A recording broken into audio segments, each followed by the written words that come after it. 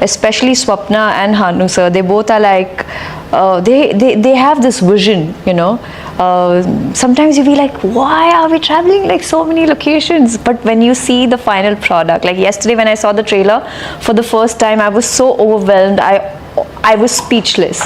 And that's the first footage. That's the first footage I ever film, saw. yeah. Okay. And the most amazing part is the fact that, you know, you don't get to play such larger than life characters.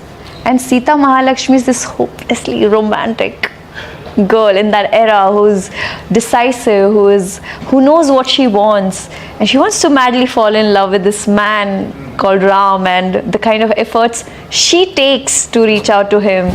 This is a beautiful, I mean, there are stories, there are great love stories, and then there is Sita Ramam. Oh, So, beautiful. happy to be